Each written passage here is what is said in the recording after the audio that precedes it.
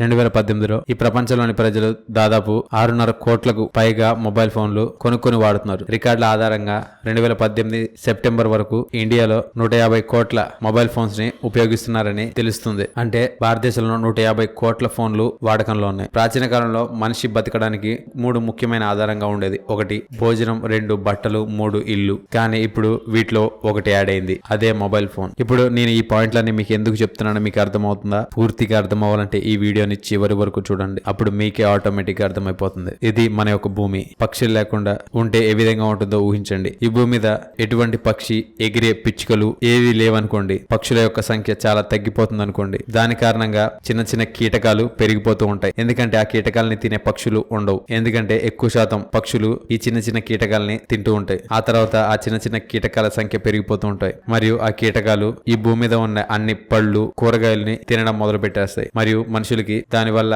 కూరగాయలు, పండ్లు రాను రాను తగ్గిపోతూ ఉంటాయి. దాని కారణంగా జనాలు మాంసాహారులుగా మారుతారు. ఆ తర్వాత వారి దగ్గర ఉన్న పశువులన్నిటిని కోసుకొని తినేస్తూ ఉంటారు. చివరికి ఏమీ మిగలదు. ఈ భూమి మీద పక్షులు గనక అంతరించిపోతే 100 నుండి 200 సంవత్సరాల లోపు ఈ భూమి మీద మనుషులు అనేవారే ఉండరు అని నేనంటే మీరు నమ్ముతారా? కానీ ఇది పచ్చి నిజం. రీసెంట్ గా రిలీజ్ అయిన రజనీకాంత్ సినిమా అయిన రోబో 2.0 దీని యొక్క ఆధారంగానే రూపొందించబడింది. ఒకవేళ మీరు రోబో సినిమాని గనక చూసుంటే మీకు ఈ వీడియో క్లియర్ గా అర్థమైపోతుంది. ఒకవేళ మీరు గనక ఈ సినిమా చూడకపోతే ఈ వీడియో యొక్క మెయిన్ సోషల్ మెసేజ్ ని తెలుసుకోవచ్చు. ఈ మూవీలో ఏమని చెప్పారంటే, మన మొబైల్స్ ద్వారా విడుదలయ్యే రేడియేషన్స్ పక్షులకు చాలా ప్రాణాంతకరమైనవి. ఆ రేడియేషన్స్ కారణంగా పక్షులు చనిపోతున్నాయి. దాని కారణంగా గత కొన్ని సంవత్సరాలుగా పక్షుల యొక్క సంఖ్య తగ్గిపోతూ వస్తుంది. రాను రాను పెరుగుతున్న మొబైల్ ఫోన్ వాడకం, పెరుగుతున్న మొబైల్ నెట్వర్క్లు, టవర్ల నుండి విడుదలవుతున్న రేడియేషన్స్ కారణంగా పక్షులు అంతరించిపోతున్నాయి. కానీ ఇది ఎంతవరకు నిజం అనేది ఈ సినిమాలో చూపించబడ్డాయి. మరి మొబైల్ ఫోన్స్ వల్ల పక్షులు చనిపోవడానికి ఏమైనా సైంటిఫిక్ ప్రూఫ్ ఉందా అని అంటే ఖచ్చితంగా ఉందని చెప్పాలి. ఇప్పుడు మనం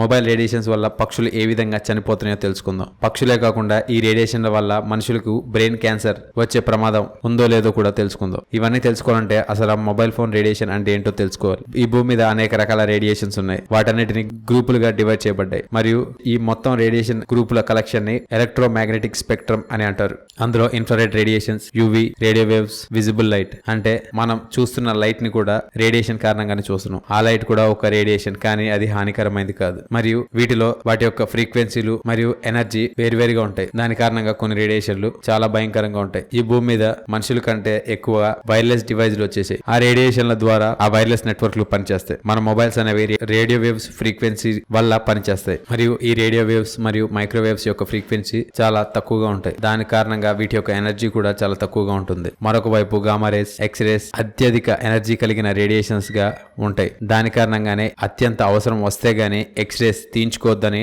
డాక్టర్లు కూడా సలహా ఇస్తూ ఉంటారు. ఎందుకంటే ఈ ఎక్స్ రేస్ అనేది మీ యొక్క బాడీలోని డిఎన్ఏని కూడా చేంజ్ చేయొచ్చు. ఇక్కడ మనకి ఉన్న ప్రశ్న ఏంటంటే, ఈ భూమి మీద నివసించే ఎక్కువ శాతం పక్షులు ఎలక్ట్రోమాగ్నెటిక్ ఫ్రీక్వెన్సీ ద్వారా తమ యొక్క దారులను వెతుక్కుంటాయి. అంటే వాటి యొక్క బ్రెయిన్ లో ఒక నేచురల్ రాడార్ సిస్టమ్ ఉంటుంది. రాడార్ ఎటువంటి డివైస్ అంటే అవి రేడియేషన్స్ కారణంగా ఏదైనా వస్తువు యొక్క దూరాన్ని మరియు దాని యొక్క డైరెక్షన్ ని అంచనా వేయొచ్చు. కానీ ఇప్పుడు ఈ ప్రపంచంలో అనేక రకాల రేడియేషన్స్ నిండిపోయాయి. దాని కారణంగా ఈ పక్షుల యొక్క బ్రెయిన్ కు అవి ఏ రేడియేషన్స్ ని ఫాలో అవ్వాలో అర్థం కావట్లేదు. అవి ఒక ప్రదేశానికి వెళ్ళాలనుకుంటే ఆ రేడియేషన్స్ కారణంగా వేరే ప్రదేశానికి వెళ్ళిపోతున్నాయి. దాని కారణంగానే వాటి యొక్క ఆహారాల్లో అనేక అంతరాయాలు వస్తున్నాయి. కానీ 2015లో జరిగిన ఒక స్టడీ ప్రకారం ఆ ఎక్స్పెరిమెంట్ లో 2 ప్రదేశాలను ఎంచుకున్నారు. ఆ ప్రదేశాలు ఏ విధంగా ఉన్నాయంటే, ఎక్కువ శాతం పక్షుల ప్రజాతులు ఉండే ప్రదేశాలను ఎంచుకున్నారు. మరియు అక్కడ కంటిన్యూగా మొబైల్ ఫోన్ల ద్వారా వస్తున్న రేడియో ఫ్రీక్వెన్సీలను వదిలేరు. మరియు వాటి యొక్క ప్రభావం ఆ పక్షుల మీద ఏ విధంగా పడుతుందో వారు పరీక్షించారు. అక్కడున్న ఒక టవర్ నుండి ఒక టవర్ దగ్గర 19 ప్రజాతులు, మరొక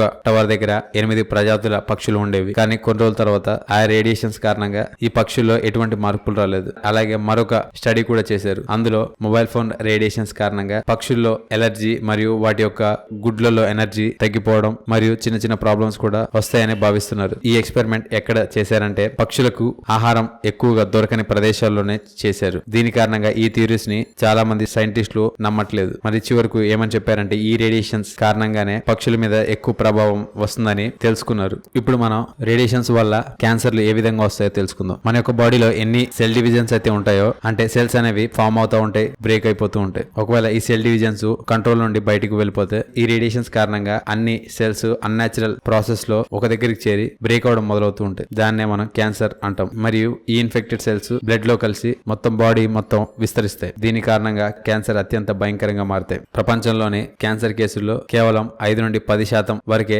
జెనెటిక్ క్యాన్సర్స్ గా పిలువబడుతున్నాయి. అంటే జెనెటిక్ క్యాన్సర్ సెల్స్ అంటే తమ యొక్క పూర్వీకుల ద్వారా వచ్చిన క్యాన్సర్ సెల్స్. కానీ మిగిలిన 90% క్యాన్సర్స్ మన భూమి యొక్క వాతావరణానికి సంబంధించిన వాటి నుండే వస్తున్నాయి. వాటినే కార్సినోజెనిక్ సబ్స్టాన్సెస్ అంటారు. చూశారు కదా, రేడియేషన్స్ ద్వారా పక్షులకి మనుషులకి ఏ విధంగా నష్టం వాటిల్తుందో అన్న విషయం గురించి మీకు తెలియని కొన్ని ఆసక్తికరమైన విషయాలు ఈ వీడియోలో. ఈ వీడియో కనుక మీకు నచ్చట్లయితే లైక్ చేయండి, షేర్ చేయండి. అంటే మరికొన్ని ఆసక్తికరమైన విషయాల గురించి తెలుసుకోవాలనుకుంటే టీటాక్ ఛానల్ ని సబ్స్క్రైబ్ చేయడం మాత్రం మర్చిపోకండి. Thank you for watching.